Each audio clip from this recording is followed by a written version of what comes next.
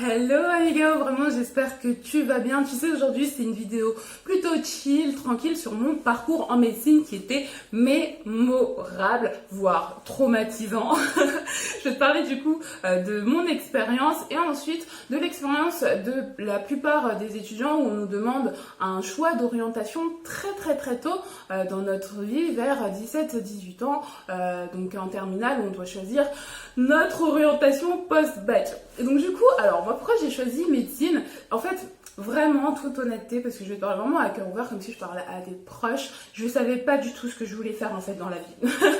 Vraiment pas. Et comme j'adorais Grey's Anatomy et surtout Doctor House, en fait j'adore tout ce qui est anti-héros dans le cinéma et tout, un peu comme Deadpool, tu sais, le super-héros vraiment anti-héros.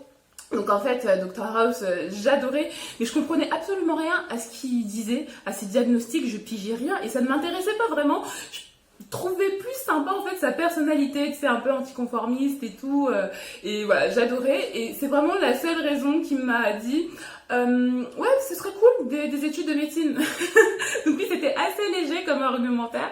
Et bon, sur APB l'ancêtre de Parcoursup, j'ai mis des facs de médecine, d'économie, vraiment le truc qui n'a rien à voir, qui prouve que je ne savais vraiment pas quoi faire de ma vie, je savais pas du tout. Bon, il s'est avéré que l'université Paris 13 à Bobigny, en Seine-Saint-Denis, a accepté ma candidature, mais a accepté aussi la candidature de 2000 personnes. On s'était retrouvés dans plein d'amphithéâtres et tout différents avec des retransmissions en direct parce qu'on était trop.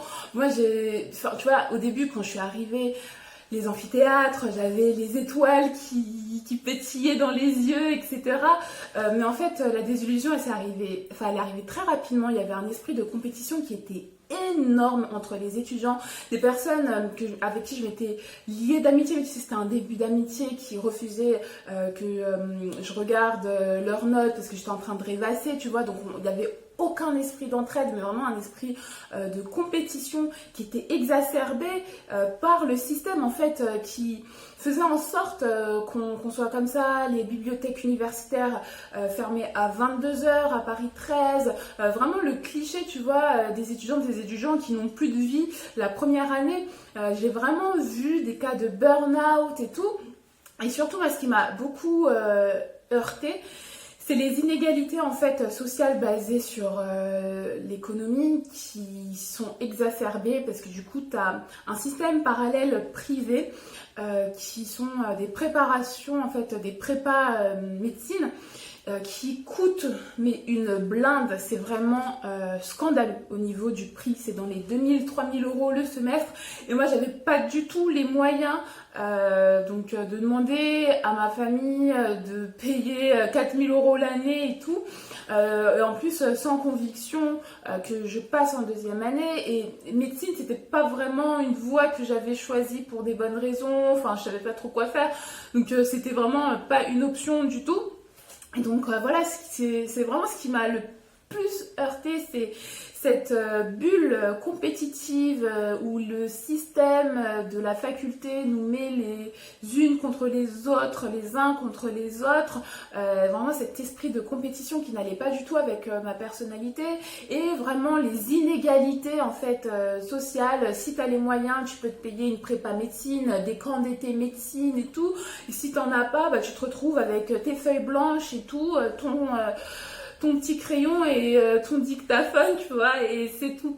Donc bon, je me suis enfuite, mais vraiment le plus possible, le plus vite possible, genre Usain Bolt et tout, je m'en vais. Et après, bon, la fac aussi m'a ouvert la porte avec plaisir, je pense, et j'ai abandonné vraiment très rapidement, au bout d'un mois. Enfin, j'ai vu ça et ça n'allait tellement pas avec qui j'étais, qu'en fait je restais toute la journée chez moi à regarder des séries Doctor House, et je me suis dit bon, du coup c'est plus ça qui me convient que les études de médecine, et heureusement il y avait la réorientation semestrielle et je suis partie au bout de 6 mois du coup.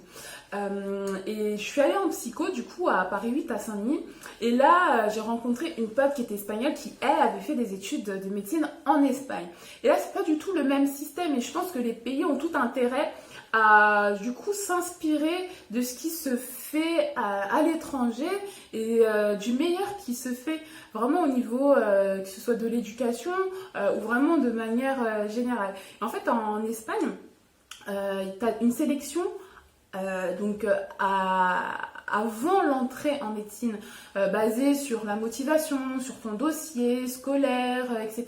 Vraiment un peu ce qui se fait dans les parcours du coup type ingénierie en France, etc.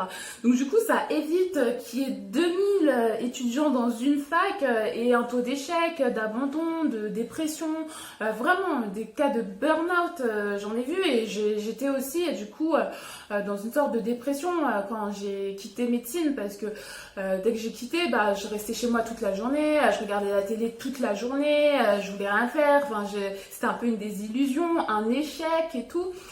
Et en fait, justement, des systèmes comme le système espagnol, donc il y a une sélection à l'entrée, et dès que tu entres, t'as le parcours, vraiment, t'es formé en tant que médecin. Après, tu peux ne pas passer en deuxième année parce que t'as eu des mauvaises notes, tu redoubles, mais il n'y a pas de numerus clausus. Et en fait, en France, le gros problème des études de médecine, selon moi, c'est le numerus clausus, où on prend vraiment tout le monde, peu importe sa formation, etc. Et on se retrouve à 2000 dans un amphithéâtre avec des inégalités oufissimes. Et en fait, après, on va prendre 100, 200 personnes et du coup, les 1800 et les 1900, en fait, on se retrouve sans rien. Enfin, c'est quand même assez dur comme système, je trouve. Et il y a énormément d'abandon, d'échecs, etc. Je vais te parler après du coup du système d'orientation en France parce que comme je te l'ai dit, moi je savais pas vraiment ce que je voulais faire à 17-18 ans en terminale où on nous demande allez-y, choisissez. J'avais vraiment pas toutes les informations des métiers qui étaient faisables, possibles et je me connaissais pas vraiment en fait. J'admire énormément les jeunes qui ont leur vocation très tôt en fait dans leur vie, tu vois, quand j'entends par exemple des écrivaines ou des cinéastes ou des personnes qui sont dans des branches très diversifiées, même de la médecine, etc. et qui disent dès l'enfance je savais que j'allais devenir ce que je suis devenue. Moi c'est pas du tout mon cas et même dans mes proches et tout qui ont suivi le parcours scolaire français. Enfin, on savait pas trop ce qu'on voulait faire à 17-18 ans. On n'avait pas toutes les billes en main, on n'avait pas toutes les informations. Donc en fait, on est inspiré par notre environnement, les métiers des proches, de la famille, et après les grandes voies générales et aussi un peu élitistes comme médecine, le droit ou les parcours scientifiques, biologie, physique, etc. Moi, je trouve qu'on n'a pas assez de billes en fait. Tu vois, et on ne montre pas assez l'éventail en fait, le champ des possibles, et je trouve ça vraiment dommage en fait. Après, dans la dernière partie, je me suis demandé il y a quelques mois, est-ce que j'ai des regrets parce que là maintenant, tu sais si tu me suis sur Insta que j'écris, je suis vraiment à fond dans la culture, la littérature et tout. Et je me suis dit que si j'avais toutes les billes en main, peut-être que j'aurais fait un baccalauréat scientifique, le lapsus, j'aurais fait un baccalauréat littéraire. Si j'avais toutes les billes en main et si je m'étais écoutée, et après c'est pas facile de s'écouter quand après t'as la pression aussi de la société parce que moi on m'a toujours dit le parcours littéraire ça débouche sur des métiers où t'as pas forcément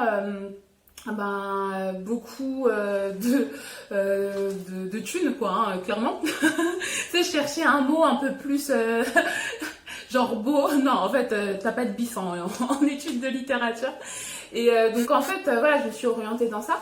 Mais après, en sciences. Après, je me suis demandé, ouais, c'est quand même dommage de pas avoir fait des études de littérature. Mais en fait, quand je vois les études de littérature qui sont assez élitistes, et même le monde de la littérature qui est très élitiste, tu sais, en mode, on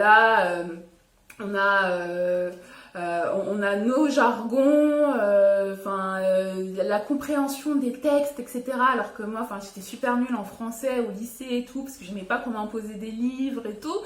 Mais enfin voilà, genre je me demande si la littérature elle est vraiment abordable, si c'est vraiment son envie d'être abordable ou si justement elle est élitiste. Voilà, donc toi qu'est-ce que t'en penses? Si tu veux on peut en parler en commentaire.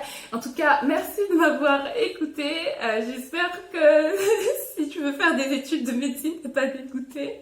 Mais en tout cas c'était une expérience qui était courte, intense et assez traumatisante dans le sens